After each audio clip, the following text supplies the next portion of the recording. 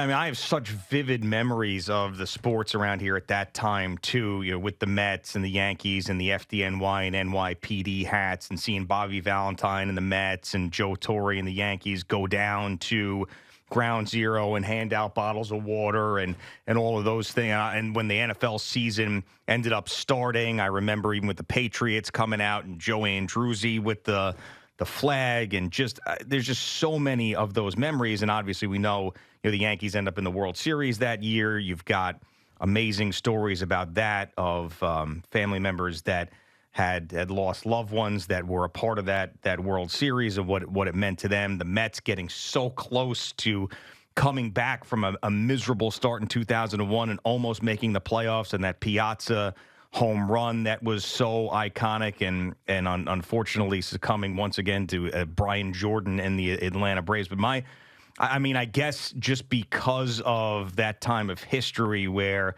I was that age and obviously what had happened, my memories of that time of those sports teams are so vivid, more so than any other year around it, and understandably so. I'll leave it at this. The NFL shut down for a week, rightfully so.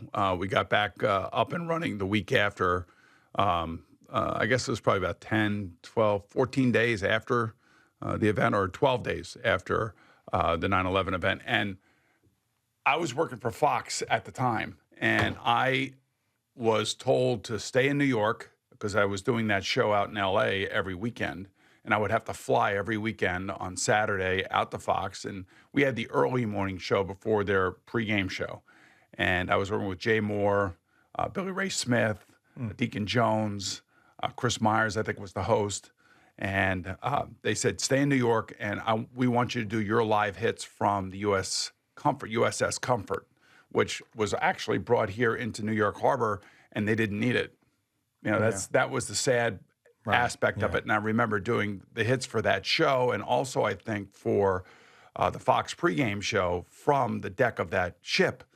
And it was surreal being down here on that ship with the smoldering pile of the buildings that had collapsed. So it's vivid for me too, and it's also emotional for me. But like I said, we have a job to do, and we'll do it today. And we got 2 pennant races going on. We got 2 football teams that have to get their collective acts together this weekend. And there's a lot of other sports news going on as well. But we just wanted to make sure that we touched on this and spoke about it and made sure that we touched it with the right feeling. Yes, absolutely.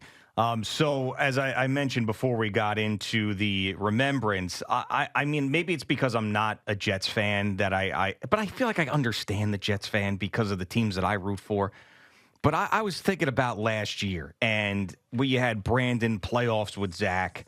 And I'm not criticizing these guys. I'm just surprised that they're taking. Joe Beningo, I feel pretty good about this, bro, when he came on after the Bills game, and Aaron Rodgers is hurt, but they won the game. And then yesterday, the crushing of this team, from Evan. I heard Joe's take. I heard Tiki say that Jets fans were lazy in their evaluation of this team, and their roster isn't as good as you think it is. And it's just like, don't we, and who knows where the season's going to go, but the way I feel right now, don't we understand that all of this stuff, you got to look at the circumstances, and you got to look at this, and I'll use one of those terms that I hate that management will use. You got to look at this from 30,000 feet up in the air. I thought it was 10,000 feet. It's 30,000. It's 30. Is it 30,000? Yeah, 30,000 because you're up in the plane, right? Right, normal cruising altitude. Yeah, right, exactly. Oh, I see. So you look Cruising at altitude at 37,000 or 40,000. Depends on the plane. Yeah. So anyway. All right, whatever. Yeah, and by the way, I want Eddie to pull this from the warm-up show where Jerry asked Eddie one of the most ridiculous questions. Like, I don't know why he brought Eddie in with this. They were talking about like male hormones, and he's like, "Right, Eddie? Don't they?" We'll pull it later. All right, because it was just perfect. But anyway, all right. So they go out to San Francisco. The 49ers probably should have won the Super Bowl last year. They've been building. It's in their building out there. Aaron Rodgers hasn't played in essentially 2 years, and they got crushed. They got beat. But look at the schedule coming up. They're going to get better. That might be the worst game that the defense plays all year. And to be like that pissed off about it in week one was just surprising to me. Well, like, I mean, you want to see him play better, but Lord, God. I mean, it was like a tough take. Everybody had a tough take yesterday. We tried to come in here, be a little bit more practical about our takes on this whole thing. We knew it was going to be a tough game. You and I both thought they were going to cover. Yeah. I didn't think they were going to win, but I thought they would keep it a little bit closer. And maybe they would have had a few things gone, one way or the other, but that's the way the games go. But this is a 49ers team, like I said yesterday, has been together and has been building. They have a quarterback that has been in that pocket for the last 2 years. Everybody loves the guy. He's actually amazing, an amazing player. He's got some of the best players in the NFL that are around him. And quite frankly, that's a team that's been building and is one of the best rosters in football. The Jets, especially on offense. Now, the defensive performance, nobody's happy with. And I'm sure they're not happy with it. But on offense, man, like you have so many guys that have not played together.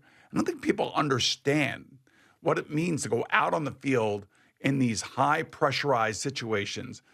Not under like when Aaron Rodgers goes out there with Devontae Adams when they were in the Green Bay, man, he knew where he was all the time. They had that sixth sense with each other. And yesterday I said this is like Patrick Mahomes and Travis Kelce. He hasn't really developed that yet with anybody under real fire. This was the first foray into that. So I saw the arm strength. I saw the accuracy. I saw the quick release. I saw all the things that we all love about Aaron Rodgers.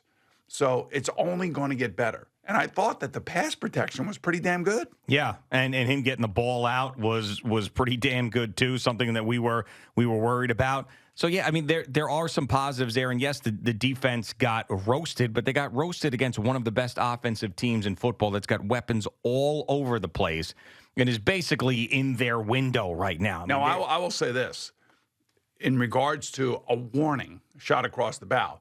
The Tennessee Titans spent almost $300 million on their roster in the offseason.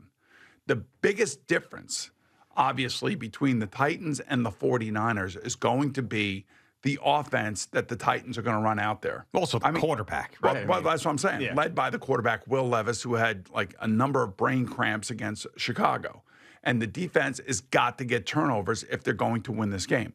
The Titans' defense is not going to be an easy defense for a Jet offense that showed flashes that's only going to get better over time. I would have liked to them play the Titans maybe 4 or 5 weeks from now, but they're on the schedule. They're better than you think they are. They put a lot of money into their roster.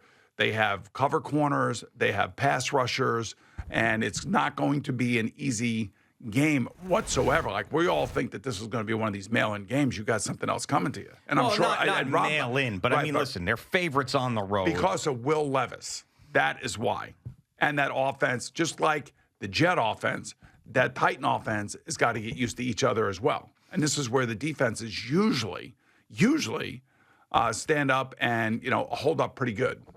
Yeah, I mean, the Jets, I don't know if I forget how it opened, if it opened at 4.5 or 3.5, but the Jets are a 3.5 point favorite on the road. So, I mean, you obviously you build in 3 points for the road team. So if this game were at home, the Jets would be a 6.5 or 7 point favorite. Yes, it's not going to, there's no real cakewalks as we saw. I thought that the New England Patriots are going to be the worst team in football. They go into Cincinnati, they win week one. There's no cakewalks in the NFL. But if the Jets want to have a good season and they want to keep up with the other teams in the division, and oh, by the way, all of them won in week one, these are the games they got to win. Yeah, it's kind of like the AFC North.